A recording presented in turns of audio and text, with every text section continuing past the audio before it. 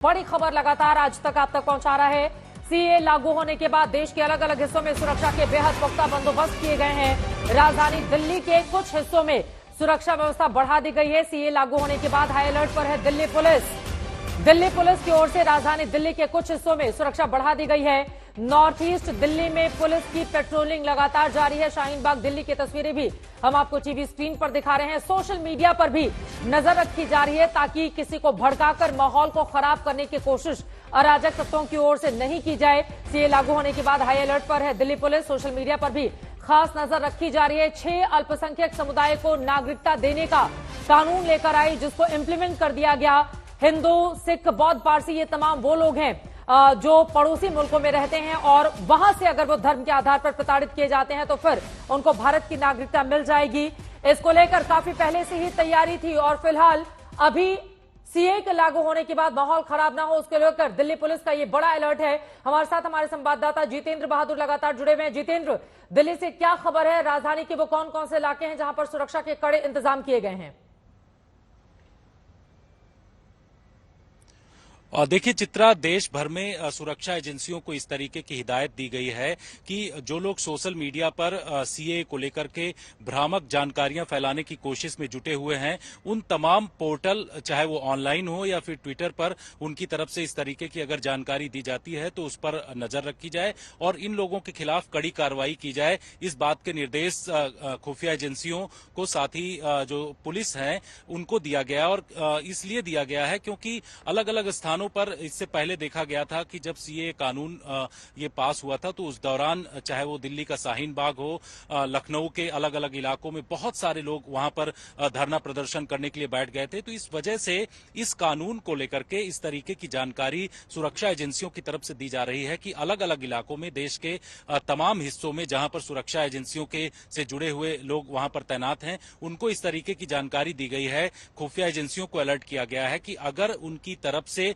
किसी भी तरीके का इस तरीके की जानकारी सोशल मीडिया पर मिल रही है तो उसके खिलाफ कड़ी कार्रवाई की जानी चाहिए, क्योंकि सीए कानून के बारे में चित्रा ये साफ है सरकार का कि ये किसी भी व्यक्ति की नागरिकता लेने का कानून नहीं है। इसके जरिए नागरिकता दिया जाएगा। सबसे बड़ी बात है, नागरिकता उन लोगों को दिया जाएगा जो पाकिस्तान, अफगानिस्तान और बांग्लादेश से वहां से विस्थापित होकर के भारत के अंदर आए हैं और पिछले कई वर्षों से यहां पर रह रहे हैं, वो यहां के नागरिक नहीं है। उन लोगों को नागरिक इस आधार पर दिया जा रहा है क्योंकि वहां पर इन देशों में, चाहे वो बांग्लादेश हो, अफगानिस्तान हो, पाकिस्तान हो, अल्पसंख्यक के तौर पर रह रहे हैं। चाहे वहां पर हिंदू हो, बौद्ध हो, सिख हो, ईसाई हो, पारसी हो, जैन हो, इन तमाम लोगों को वहां पर प्रताड़ित किया गया और प्रताड़ित करने के बाद भारत के अंदर ये लोग पहुंचे हैं। यहां पर इनको नागरिकता पहले से नहीं थी।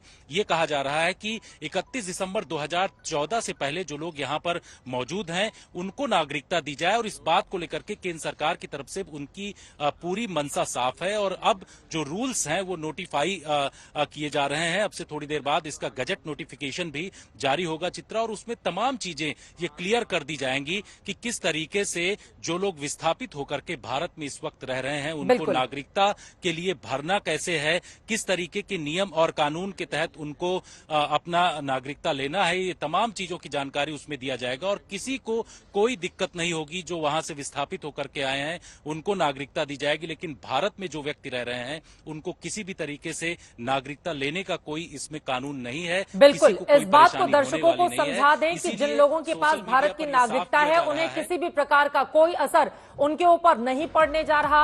आपको बताते चले कि भारतीय नागरिकता संशोधन इस नियम में ये बदलाव भी किए गए हैं कि पहले अगर आपको भारत का नागरिक बनना था तो 11 साल हिंदुस्तान में रहना जरूरी था, अब उसको घटाकर 6 साल कर दिए गए हैं। तो अलग अलग प्रावधानों के जरिए, लेकिन बार बार जोर इस बात पर दिया जा रहा है कि किसी की नागरिकता जाएगी नहीं, बल्कि वो कुछ शरणार्थी जो अलग अलग मुस्लिम देशों में रह रहे थे उनको धर्म के आधार पर अगर प्रताड़ित किया जाता था तो फिर भारत उन्हें अपनी नागरिकता देने को तैयार है। सीए यही कानून लेकर आया और उसको इंप्लीमेंट आज कर दिया गया है, लेकिन इस पर किस तरह की प्रतिक्रिया सामने आई है अब वो आपको सुनाते हैं। हमारे साथ बात करने के लिए मौलाना खालिद रशीद फिरंगी महली हैं। सर, अब सीएए जारी हो गया है, कैसे देखते हैं? देखिए, आज रमज़ान की चांद रात है। हम लोग चांद देखने के सिलसिले में और रमज़ान की तैयारियों में मशरूफ़ हैं, तो हम लोगों को इस बात का इल्म नहीं है। आप लोगों के ज़रिए से ये मालूम हुआ है कि सीए का नोटिफिकेशन जारी हुआ है।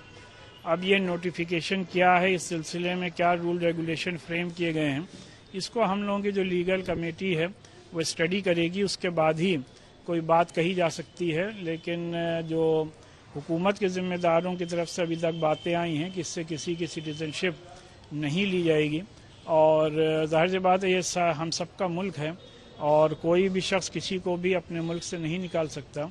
लिहाजा मेरी सबसे यही अपील है कि हर तरीके से अमन अमान कायम रखें और र्यूमर्स पर और अफवाहों पर ध्यान न दें, और सोशल मीडिया पर भी गलत सलत बातें ना लिखी जाएं।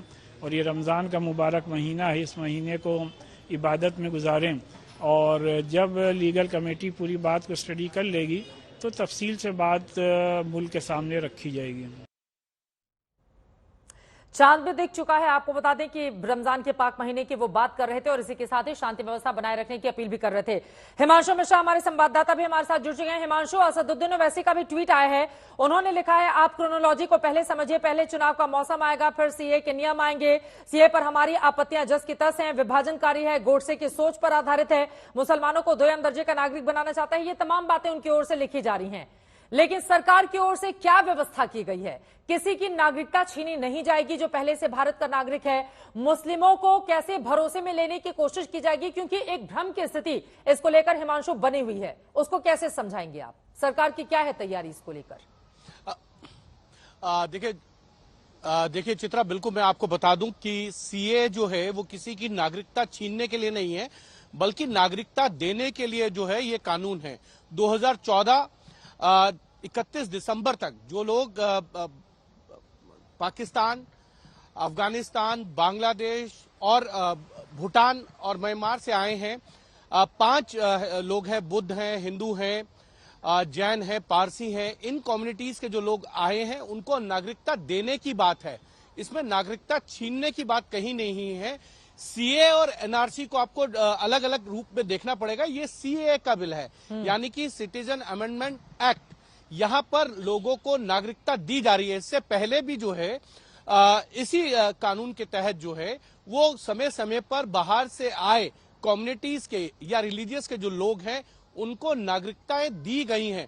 ये पहली बार नहीं हो रहा है, लेकिन 31 दिसंबर 2014 तक पाकिस्तान से, बांग्लादेश से, अफगानिस्तान से या फिर भूटान या म्यांमार से जो लोग आए हैं, चाहे वो हिंदू हैं, वो सिख हैं, बौद्ध हैं, पारसी हैं या जैन धर्म के हैं, उन लोगों को नागरिकता दी जा रही है, क्योंकि वो दूसरे। मैं आपसे इस सवाल का जवाब जानूंगी हिमांशु, क्योंकि देश में कई ऐसे हिस्से हैं जहां पर बीजेपी की सरकार नहीं है और ज्यादातर जगहों से सीए को वहां पर लागू नहीं किया जाएगा, इस तरह की आवाजें उठती हुई दिखाई दे रही हैं। ऐसे में केंद्र सरकार क्या करेगी, इसका जवाब आपसे जानूंगी। लेकिन महाराष्ट्र सरकार के मंत्री की ओर से बयान आया है सीए के मुद्दे पर, पहले वो अपने दर्शकों को सुनाते हैं। एक तो ये एक्ट के बारे में किसी को मालूम नहीं है, इसलिए बहुत सारी गलतफहमियां इस एक्ट के बारे में लोगों में फैलाई जा रही है। ये एक्ट इसलिए है कि बहुत सारे कंट्रीज में हमारे जो भारतीय समुदाय के लोग हैं वो माइनॉरिटी में रहते हैं, और अगर से वो शिफ्ट करते हैं इंडिया में तो उनको अपनी सिटीजनशिप देना चाहिए। ऐसे ही है, तो इसमें किसी को बाहर निकालने की कोई सवाल नहीं है। जो लोग बाहर से आते हैं, जो दूसरे देश में हमारे लोग रहते हैं, उस देश में कुछ घटनाएं हुई और इसलिए अगर वो वहां से बाहर निकलते हैं और इंडिया में आते हैं तो उनका सवाल ये पैदा हो जाता है कि वो कहाँ के सिटीजन है। तो इसके बारे में कुछ तो सहूलियत होनी चाहिए, क्योंकि हिंदुस्तान का कल्चर ही अलग है। जिस भी माइनॉरिटी के लोग हिंदुस्तान में रहते हो, हम सबको अच्छी तरह से उनके साथ बर्ताव करते हैं, उन पे कभी अन्याय नहीं होने देते हैं। ये हर कंट्री में नहीं होता है। तो ऐसे होने के बाद जो लोग बाहर निकल के आते हैं उनके बारे में क्या करना चाहिए, इसके बारे में एक्ट है। ना तो देश से किसी को निकाला जाएगा। दीपक केसरकर को आप सुन रहे थे। हिमांशु मिश्रा, जितेंद्र बहादुर हमारे दोनों ही सहयोगी जुड़े हुए हैं। जितेंद्र, सीधे आपका रुख करते हुए, अब जिन राज्यों में बीजेपी एनडीए की सरकार नहीं है वहां के ज्यादातर जो मुख्यमंत्री हैं उनकी ओर से यही बयान आ रहा है कि हम अपने वहां लागू नहीं करने देंगे, पर क्या रहेगा ऑप्शन केंद्र सरकार के पास?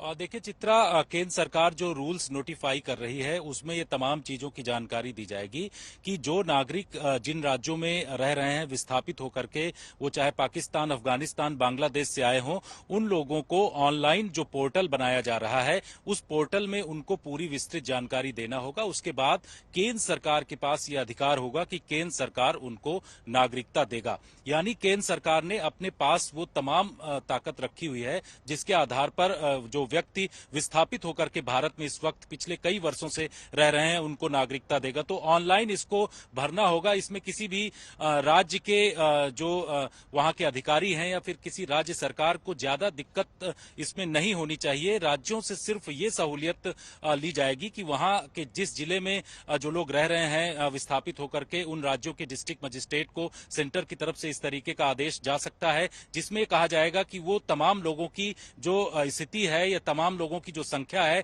उसकी ब्यौरेवार जानकारी दें और उसके आधार पर उन लोगों को ऑनलाइन इस पोर्टल में तमाम जानकारी भरवाया जाएगा। ये उपलब्ध उन व्यक्तियों के पास भी मौजूद रहेगा कि वो चाहें तो अपने आप खुद भर सकते हैं इस ऑनलाइन पोर्टल में, और जानकारी भरते ही उनको नागरिकता भारत सरकार की तरफ से, लेकिन जब भारत की नागरिकता दी जाती है तो उसमें राज्यों के मुख्यमंत्रियों की ओर से अगर इस तरह का बयान आए, क्योंकि अलग अलग राज्यों को लेकर तो उनकी भूमिका क्या नगण्य हो जाती है, आपको आगे जानकारी देंगे, लेकिन राजनीतिक प्रतिक्रियाएं इसको लेकर आई हैं, जरा वो सुन लेते हैं।